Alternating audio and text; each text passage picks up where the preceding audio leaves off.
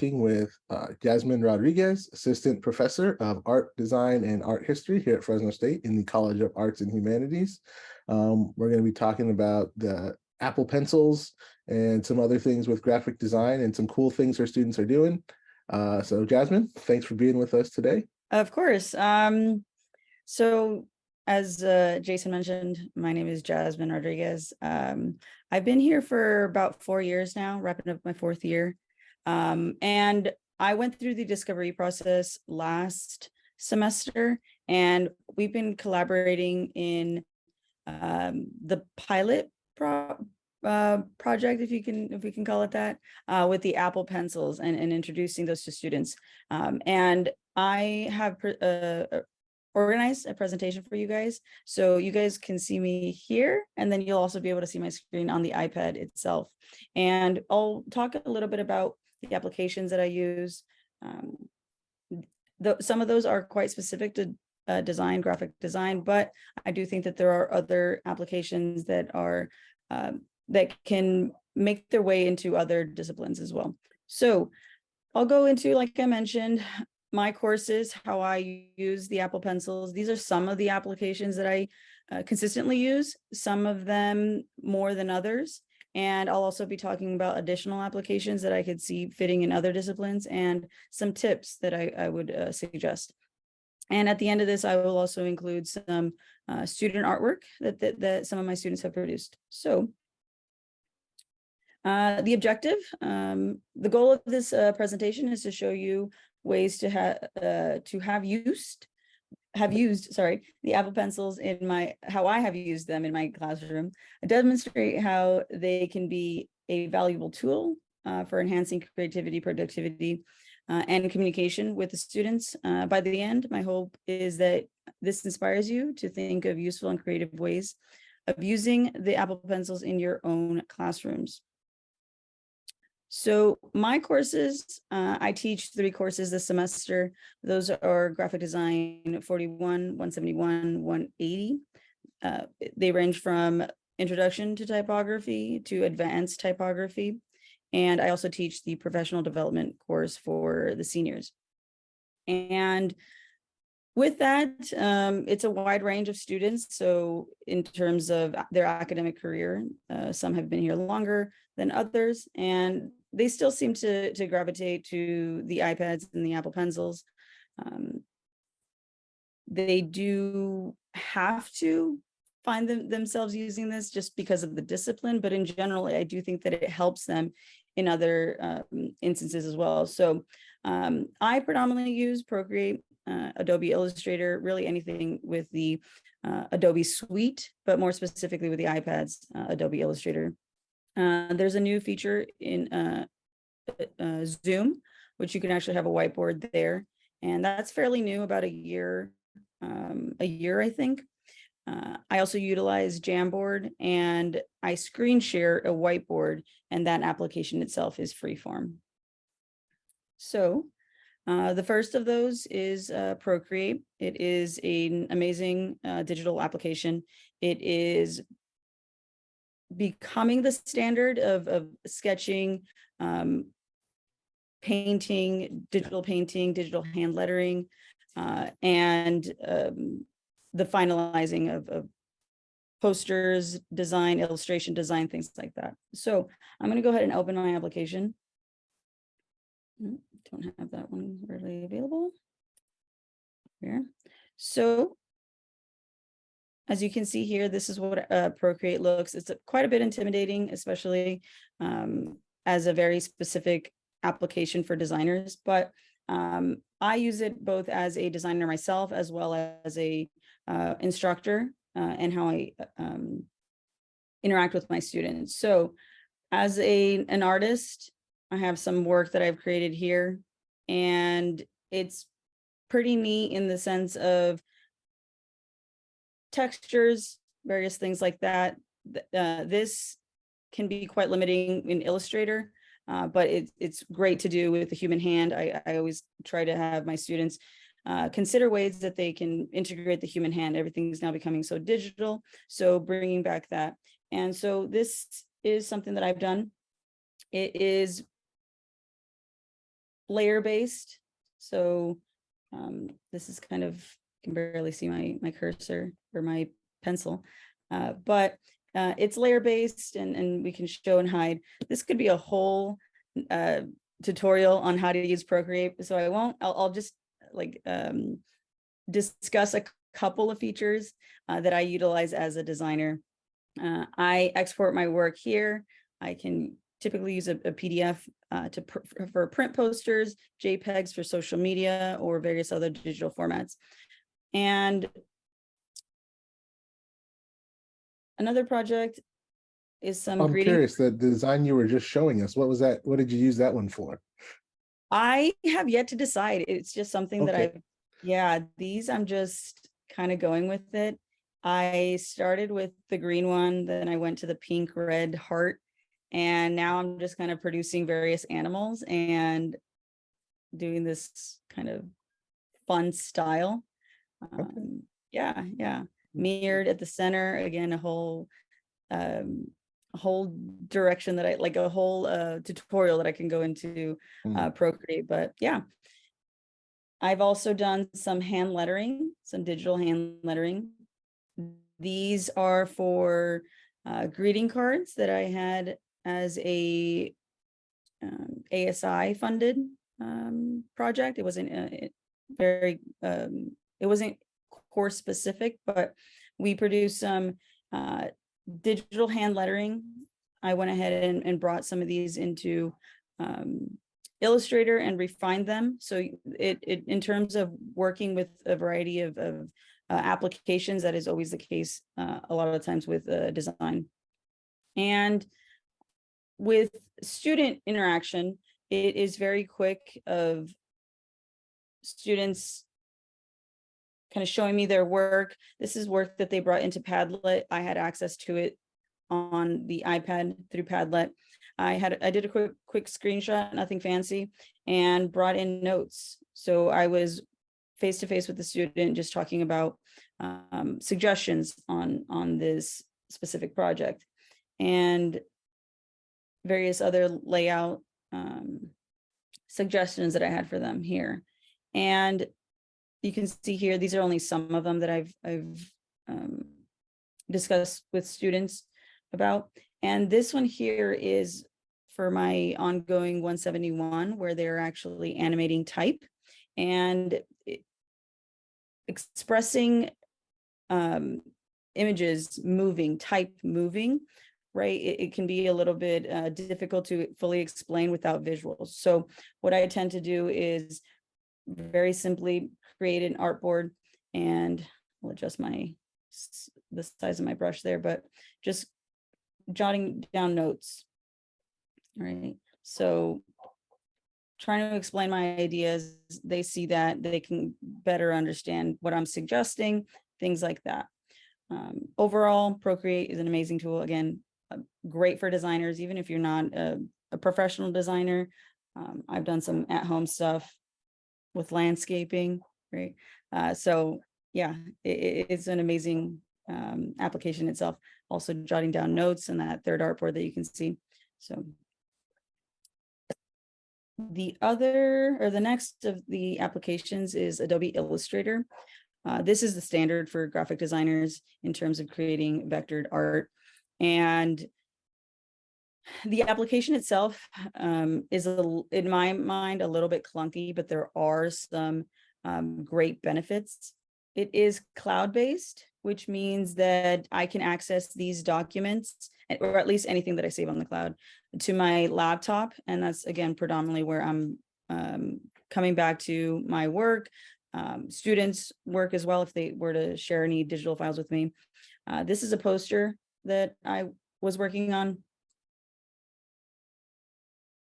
and now I have access to it on all my applications.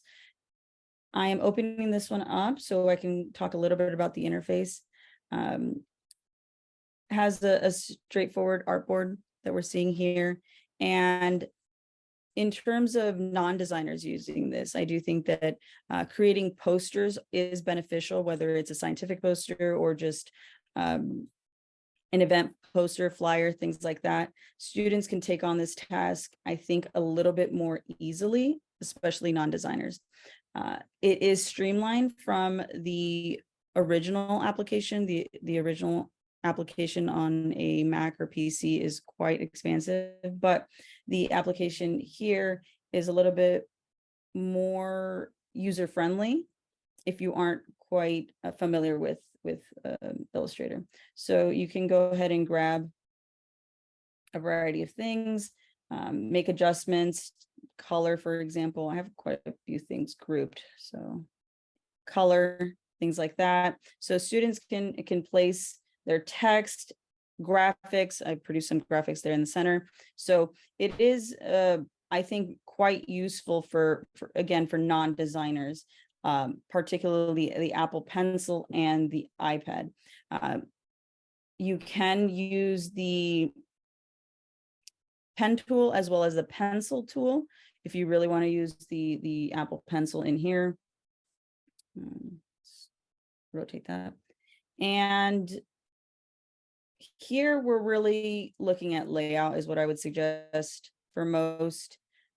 You can pull from the top and make sure things line up, things look tidy. Pick from a variety of fonts. We typically call those typefaces. Here, if we were to select that one, there's a variety of types that can be selected. So pretty standard stuff when it comes to Adobe Illustrator, but still a little bit more user-friendly with the iPad. Next application I have is Zoom's whiteboard. I won't go into this in terms of visuals, but I did grab some screenshots. Zoom, obviously, after the pandemic has been ubiquitous in the classroom, probably being phased out, but still, I personally have office hours every once in a while, virtually, especially if students have that preference. And now their new feature, or at least one of them, is the whiteboard. And we can see how you get to that. So when you screen share, you can select the whiteboard here, and it would look something like this. You'll have access to this here.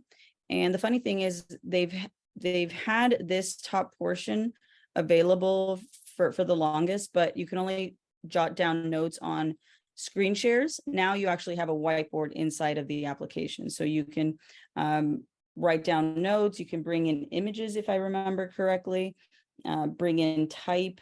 It does have like a font feature there that you're seeing on your screen. So quite a few things that can be done, especially remotely. And the Zoom whiteboard works with the Apple Pencil? Yes. Oh, great. That's great. Let's see. The other application that I use very regularly is Jamboard. I use this both in class with students as well as personally when it comes to grading. So I bring in their artwork and jot down notes for that final feedback. All right, so there's a couple of things that I do here in Jamboard. This project that we're currently working on with my lower division students, we use Jamboard for mood boards. And I gave them the prompt. I can back up a little bit. I shared with them the link like you would any other Google application, and posted that on Canvas, gave them the prompt. You can see that here. This is an event poster, so it's who, what, when, where, why, pretty straightforward there. And from there, students took on their own page. It is a little bit limiting in the number of pages. You have up to 20, and that works just fine for my classes. I tend to have up to 20 students.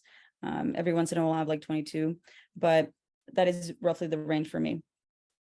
I would suggest if you have more than that and you want to use Jamboard, creating multiple documents and assigning up to 20 students per Jamboard, and then just linking those on Canvas. But this is the mood board that one student chose to do. This is her brainstorming with visuals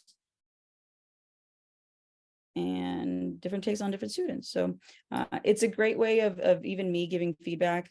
What I tend to do with Jamboards in the classroom is project their work. I ask the student, what slide are you? And we bring that into the screen, the projector. And everyone gets to chime in, we have feedback. That's typically how that goes. And this is the beginning of a project.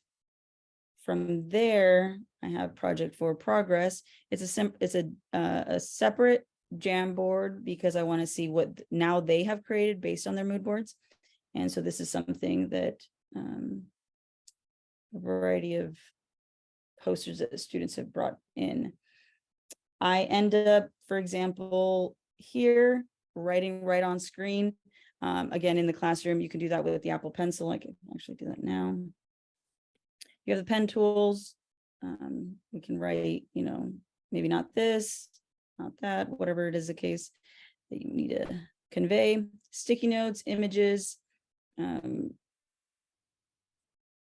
your drive, camera, should you need that, images from your library, things like that. So it's a great tool of note-taking. It's awesome. Simple. I'm great with just arrows and then explaining what I mean with that.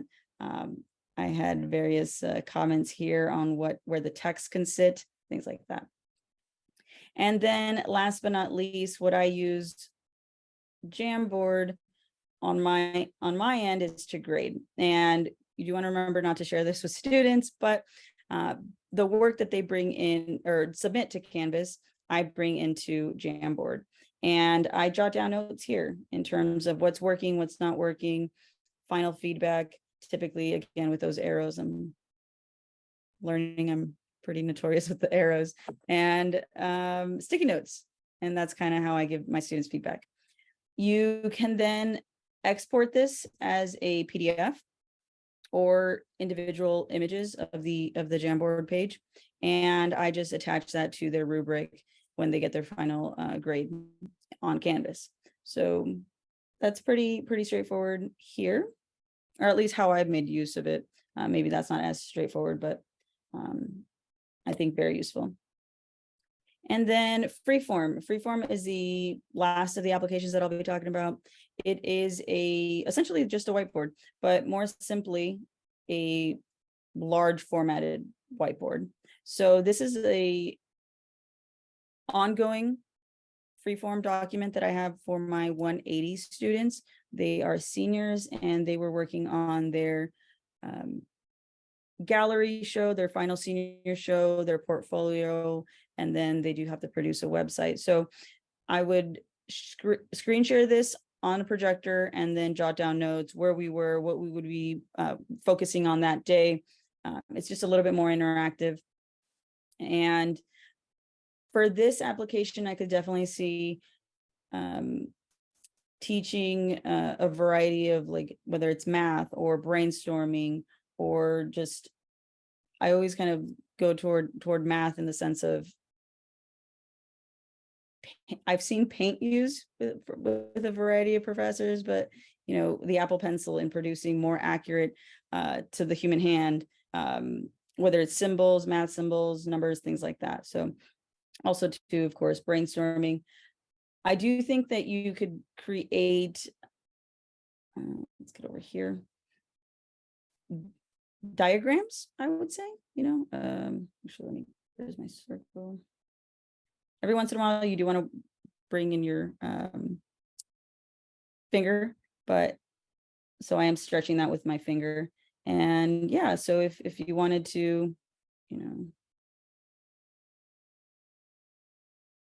have these two as the, I forget the diagram. I'm more visual than, than this, but let's see, let's change that. No fill.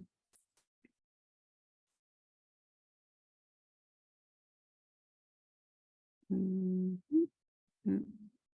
then no fill. So you can produce this fairly quickly and then just jot down your notes on what can apply to A and B and then the overlapping. So I think that in itself is great for brainstorming outside of graphic design or design in general.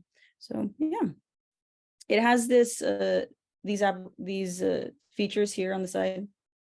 They're fairly common on most Apple applications. So if you were to take a screenshot and you write on an image, on a picture, this is what you can expect. You have a pen, Crayola, you can move it, Crayola there, paint, various things like that, erase, of course, and then you can choose a variety of colors.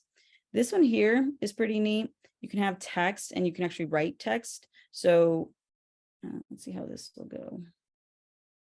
It's responsive on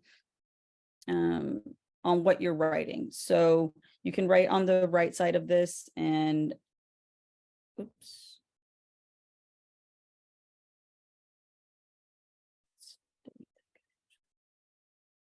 Having success. So chapter 8, and it's fairly responsive on that. So it just produces those really quick notes for you. I know other applications do this as well, and it's perfect with the Apple Pencil. I'm sure once you get a little bit more comfortable with that, it'll be far easier than what I just showed, but it does work quite well there. And other applications that I thought about are Notability.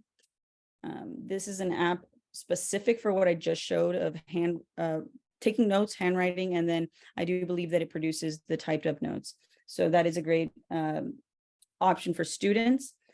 Explain Everything, also a digital whiteboard. There's going to be various whiteboards. It just depends on how you utilize them. Jamboard, Zoom whiteboard, and Freeform are all whiteboards. It just depends on how you decide to use them, whether it's slide format or a larger whiteboard where people can come in and collaborate. Desmos is an application more specific to math and creating tools, shapes. I'm trying to think of the word, symbols. Symbols for math. So I think that is the intention for that application. Kindle is what I've used also. In terms of highlighting, you can also jot down notes in the Kindle, and that pertains quite well with the Apple Pencils. And then Apple Pages, the competitor to Word, essentially. You can also do the same feature that I had, that I showed just now with Freeform in terms of writing, and then that becomes typed up. The better the writing, the better the transition. That is just like the nature of these types of applications. But yeah. And then a couple tips that I will have for you guys is making sure the Apple Pencils are compatible with the iPads. For the students, can be a little bit nervous on asking that and kind of advocating like, no, I have the Apple Pencil too, it won't work with this one.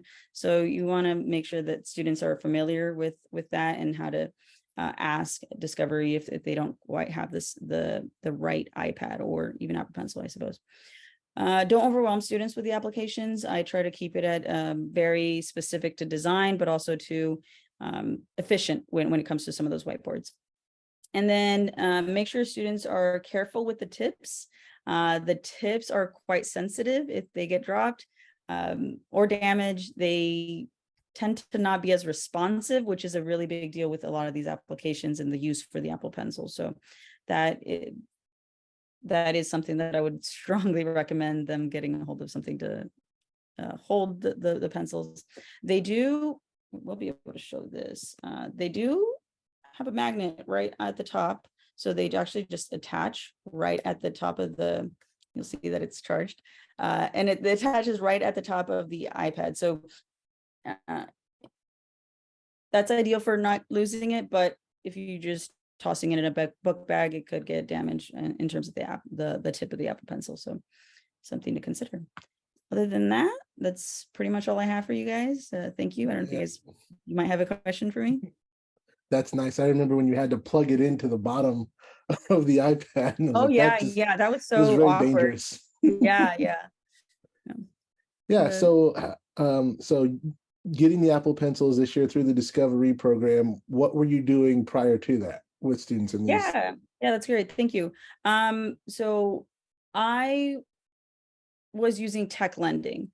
I would reach out and I had to email them fairly early in the semester, making sure that they would potentially hold on to some of those Apple Pencils because the library does have them, but they're not guaranteed. And the span of time students are able to use them is really short. It's about 2 weeks. So for students to get comfortable with the Apple Pencils, it was a challenge.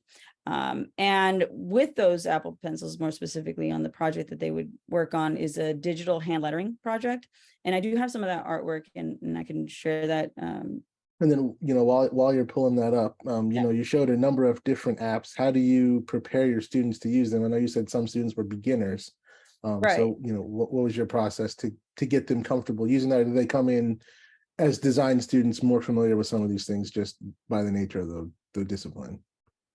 Yeah. So by the time even my lower division students, they have some familiarity with Adobe at least. So the technical side and the software side, they can at least understand the value of sketching, of sharing their work, mood boards, things like that. It just ends up being the application that they're now utilizing. I do know that some of my colleagues use other applications, Miro. To my knowledge, I am the only person in my department using the Apple Pencils. So some of them gravitate more toward Apple Pencil positive or applications that lend themselves quite well to the Apple Pencils, but for the most part, as a discipline, we are doing the mood boards, the various things like that, and then there's a little bit of a current learning curve in anything really. So introducing the application helps. Procreate when we have that larger project, it's demos. I share my screen just like I did now. I just ended up doing that on the Apple TVs, and I have a demo of where this and this is at. And just like I when I was talking about Procreate and Illustrator, even I could have a whole demonstration on that itself, and I do end up doing that in class. Yeah. Well, I remember we were looking for an app where you could have your keystrokes shown on screen as you were doing things. So yeah. So this is some digital hand lettering that students do. So it's kind of integrating type and illustration. That's typically how you can summarize hand lettering. And yeah, the student working with some glows, even quite a lot of detail, the woodwork, or not woodwork, but like the detail in the wood. And then I have these readily available in my photos because I grab them from Canvas and, like I said, bring them into Jamboard when I'm grading. So textures, really strong with this, some textures that you can produce in Procreate. Hand lettering, like I said, what feels like flexible type. This one's just awesome. Yeah. So this is all done by hand by the students, or they're taking text that's typed and then manipulating it, or both? A little bit of both. Here, Okay. they definitely, for example, with the vine work, they did that by hand. Okay. Ahead, Wow. they could have manipulated and distorted it so that it's has like a perspective. But outside of that, no, this is all digital hand lettering.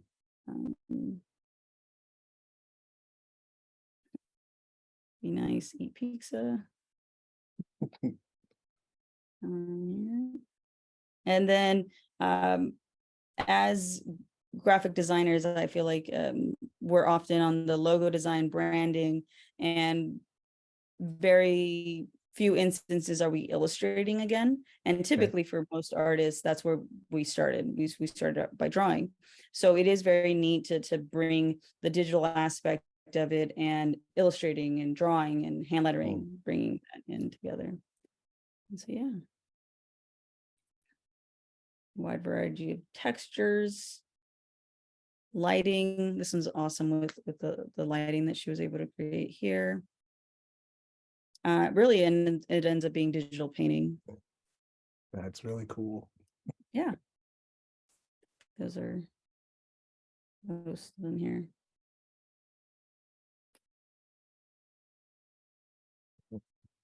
Yeah. So that's some of the work. I can't quite remember when we'll stop, but yeah. And then Oh, this the is last, my last question is what has the response been from the students? And then, how has it affected your ability to do more of these things in the class with the pencils being available for the full semester as opposed to that 2-week checkout? Yeah, they're excited by it. They, again, these are graphic designers. They know it's a tool that they should get comfortable with, and now we are able to provide that to them. Some of the students already had those, and so I'm glad that they no longer have to feel like they have to purchase them. They can just by taking my courses, let alone taking being in the graphic design area, they can have access to them. So yeah, they've been excited. I think this was very specific to the very beginning of the semester, and it was a full-on Procreate project. But even since then, I'll find students saying like, oh yeah, no, like now I sketch digitally, and that's how they work predominantly. And that workflow ends up being sketching in Procreate and then bringing into Illustrator. And like I mentioned, when I was talking about Procreate specifically, we're now even animating, right? So they are going with a variety of applications already.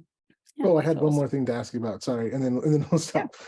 Yeah. So I know one of the things that seems to be very popular in the design field is the Adobe Creative Cloud. You talked about Illustrator, and we have that available for students as well. Is that something your students are taking advantage of beyond just this class or just Illustrator? Yeah, for sure. So for professionals in the field, Adobe is quite expensive. Having access to the suite is quite expensive. So the fact that our students don't have to pay even a margin of that is amazing. So much so that I do think that it's when they graduate and needing those applications, they're kind of like, oh my gosh, this is how much it was. And that's the case with a lot of my seniors. So yeah, the fact that they don't have to pay for it and they can explore all of the applications outside of the classroom and in the classroom.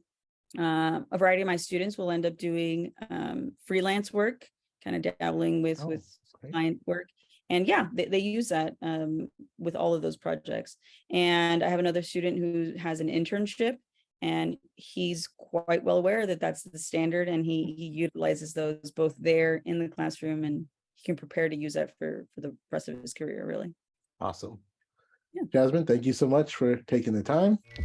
Yeah, to learn more, visit our website, academics.fresnostate.edu/ideas, or contact us to share your story. Ideas@mail.fresnostate.edu.